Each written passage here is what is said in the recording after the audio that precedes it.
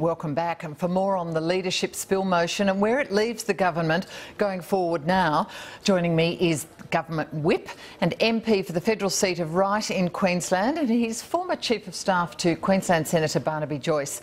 That's Scott Buchholz, and he's in our Canberra studios. Scott Buchholz, thanks for joining us. Thank you, Helen. Now, Tony Abbott has promised to be more consultative and accessible. Do you believe he can change? Oh, absolutely, yeah. In all sincerity, you know, today's outcome in the Liberal Party room is, to use Tony's words, a shot across the bow, and you know, he's keen to take the fight up to Labor. Okay, well, you say in your press release today, the quote, the vote in favour of 39 and the vote against of 61 gives a clear indication that Tony Abbott has the support of his party. I'm just wondering, are you seeing the arithmetic that just under 40% of his party did not support his leadership and they wanted a spill to go ahead? We've seen other spills in this place with numbers a lot closer than that. Spills that have been, you know, won by one vote and gone on to be successful. Sure, I'm just saying, do you actually acknowledge that nearly 40% of his colleagues did not support him today? From an arithmetic perspective, that's correct, because 60% did support him. Now, you were in the middle of that as government whip. You, had to wrangle votes. What exactly was your role as whip? Because it's known as the enforcer. Did you come up with an inducement? That's what it says in Wikipedia. Whips are enforcers.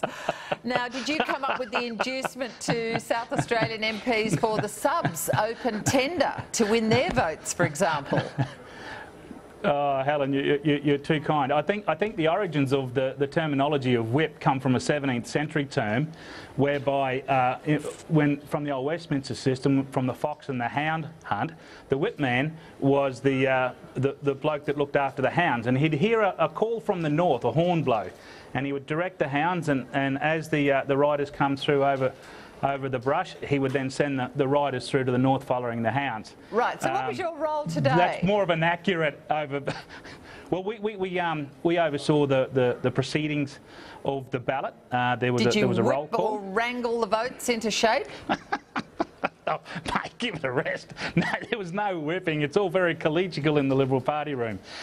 There was a process whereby a roll call happened. I didn't mean literally whip, Scott. I meant whip it into shape your way. Well, if you've been to my office, I have 7 whips in my office. I can crack a whip. Goodness me. Okay, maybe you did whip them. Yeah. No, it was back to my press release. It was a good day. All right, well, even Tony Abbott's supporters, including ministers, are telling Sky News that he only has a few months, perhaps, to prove himself. Do you agree with that?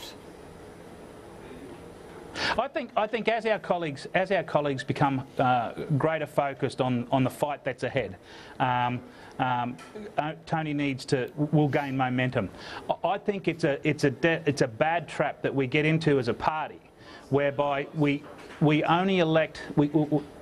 Wrong, I'll say it a different way. It is not a good idea if we have a revolving door of leadership based on poor polling. Otherwise, we end up with a leader who doesn't want to make tough decisions, and that is not good for our nation. So, whilst that vehicle will always be in place for members who want to call a spill, can I just say that there is no upside, and that there is a long-term position held that disunity is death.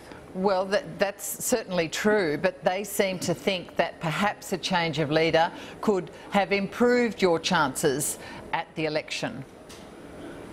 The leadership could have been changed today, Helen, but it didn't. I mean, the Prime Minister put a very strong case forward after that. He had heard those that were disgruntled, and that they heard that there was a need for change.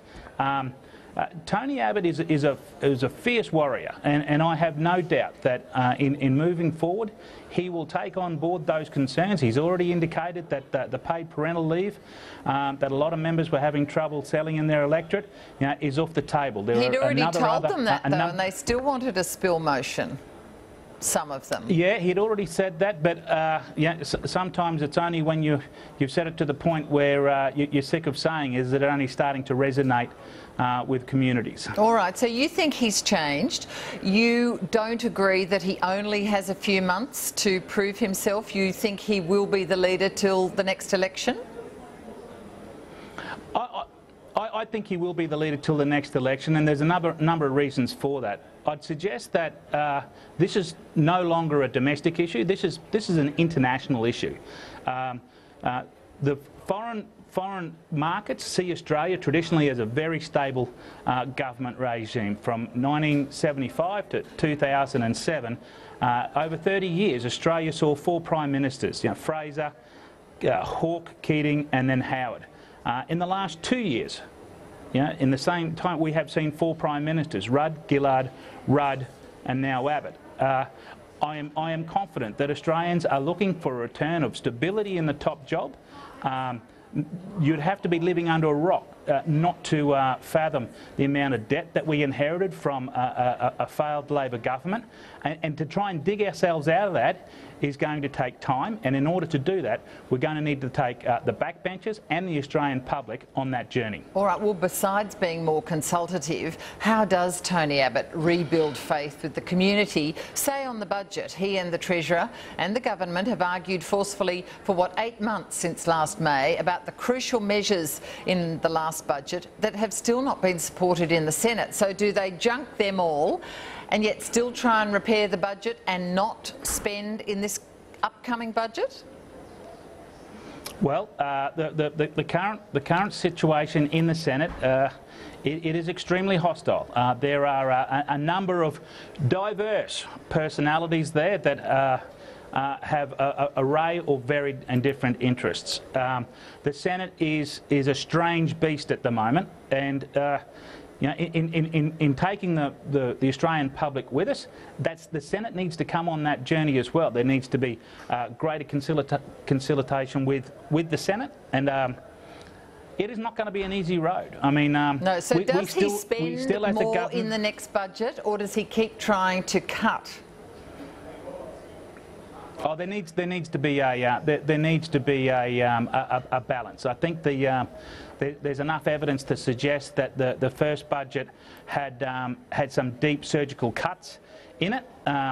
There is still more to go, but I wouldn't suggest that there will be as much pain. And obviously I've not seen anything beforehand, but I wouldn't suggest there'd be the same amount of pain in the next budget. And I use historical evidence to support that, in saying that when you take office, you normally try and get the ugly stuff out of the way early. So in the last quadrant of your term, you've got more good news to hand out in the bag of goodies. All right, Scott Buchholz, one last point. You're part of the Liberal National Party from Queensland.